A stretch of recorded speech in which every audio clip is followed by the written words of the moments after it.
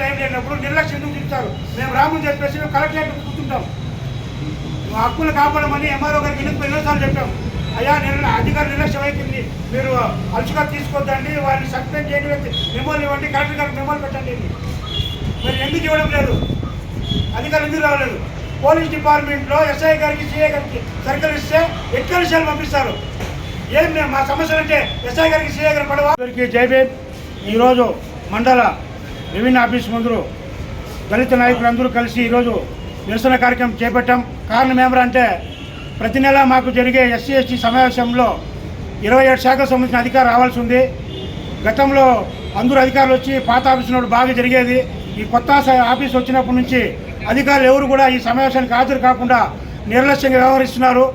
ప్రతి ఒక్కరికి కూడా 2 రోజుల ముందుగానే సర్కులర్ ఇస్తారు. ఈ అధికారులు పోయి వాళ్ళు ఎందుకు మెయిన్ అధికారులు రాకుండా వాళ్ళ అసిస్టెంట్ని పిఎల్ని పంపిస్తున్నారు. మన రెవెన్యూ అధికారి అయితే మన ఎంఆర్ఓ గారు ప్రతి ఒక్కరికి ప్రతి నెల మంచిగా చెప్తున్నారు, అయ్యా మీరు రండి వాళ్ళ సమస్యలు తీర్చామని. కానీ ఎందుకో ఎంఆర్ఓ గారి విషయం అంటే వాళ్ళు నిర్లక్ష్యంగా వ్యవహరిస్తున్నారు. ఎస్సీ ఎస్టీల పట్ల సమస్యల పట్ల కూడా చాలా నిర్లక్ష్యంగా వ్యవహరిస్తున్నారు. సమావేశాలకు హాజరు కావడం లేదు. గతంలో కూడా ఇదే విధంగా 3-4 సార్లు మేము నిరసన తెలియజేశాము. అయినా కూడా వాళ్ళు చలనం మార్పు రాలేదు.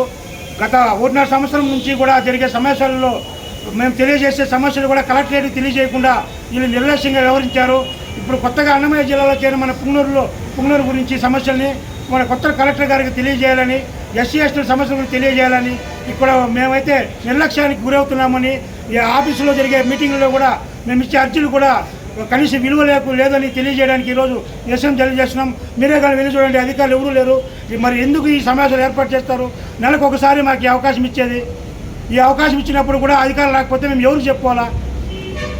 ఆ రోజు 27 శాఖల సంబంధించిన అధికారులు వస్తే మాకుండే సమస్యలు తెలియజేసుకుంటే మళ్ళీ ఒక 4 రోజులు మీకు సమయం ఇస్తాము. ఆ నెల లోపల మాకు సమస్యలు తీర్చాలి. ఆ సమస్యలకు వినే కూడా ఓపిక లేకపోతే మరి ఎందుకు ఈ సమస్యలు ఏర్పాటు చేశారో గౌరవ కలెక్టర్ గారు కూడా ఒకసారి ఆలోచించాలి. దయచేసి రాబోయే దినాల్లో ఈ ఎస్సీ ఎస్టీ సమావేశాలని కరెక్ట్గా అధికారులు హాజరయ్యి నిర్వహించి సమస్యలు తీర్చాలని కోరుకుంటున్నాం. జై భీమ్. మా దగ్గరికి వచ్చేసరికి అంత ఒళ్ళు గొల్పా జీతాలు తీసుకుంటున్నారా మీరు?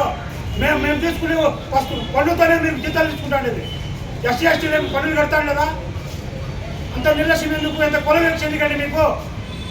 కొత్తగా వచ్చిన మా అన్నమయ్య జిల్లా కలెక్టర్ గారికి ఈ విషయం తెలియాలి.